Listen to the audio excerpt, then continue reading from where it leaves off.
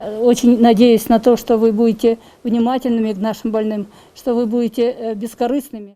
Эдакие бойцы невидимого фронта, грамоты, медали и благодарность, которую не выразить словами. Это все для них, волонтеров-медиков, которые приняли на себя первые удары коронавирусной инфекции наравне с опытными врачами. Удачи, успехов и здоровья. Здоровья всем нам. Здоровья всем нам. Их не было видно, но поддержка, которую они оказывали, была вполне ощутима все это время. Акция взаимопомощи «Мы вместе» объединила более 100 тысяч человек по всей стране. За все время самоизоляции помощь получили более 2 миллионов человек. Мадина Буружева – студент-психолог, в числе 20 отличившихся ингушских волонтеров. И это ее первая медаль, полученная на таком благородном поприще. Надеется, что не последняя. Это все-таки приятно, когда ты понимаешь, что тебя оценили и тебя понимают. А на самом деле наши волонтеры, то, что они совершили, это и есть подвиг. Не зря вручили им медали. Это сильно. Хочется работать дальше, когда ты понимаешь, что твой труд ценен.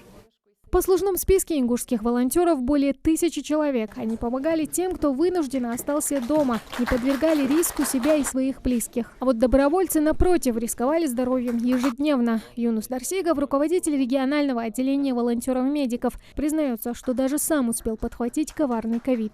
Было такое повышение температуры незначительное, но затем уже состояние немного ухудшалось.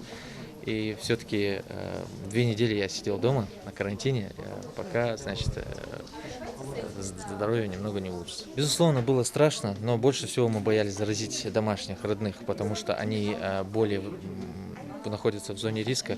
И все-таки мы как молодые, мы это могли перенести его бессимптомно.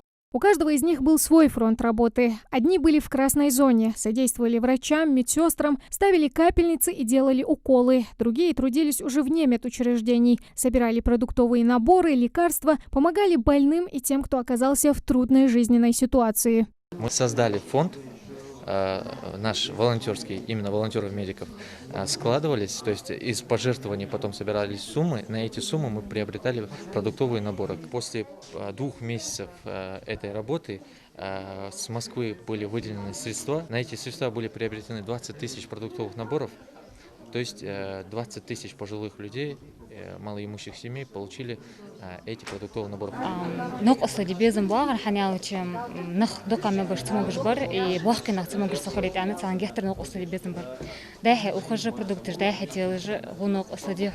Волонтеры-медики – настоящая гордость своих преподавателей, которые уверены, что вырастили достойную смену. Ну а ценность волонтерства сложно переоценить, ведь помощь нужна не только в особо сложные периоды, она необходима ежедневно.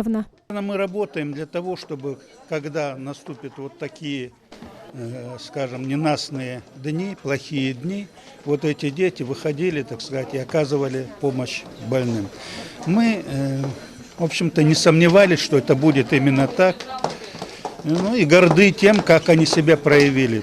И проявили они себя по-настоящему, по-человечески, так сказать, как должны вести себя в этой ситуации медики. Впереди новые свершения и новые задачи. Времени на передышку нет. Ведь прямо сейчас немало тех, кто ждет своих волонтеров-медиков. Тамара Хашагульгова, Асхаб Белакиев, Новости 24.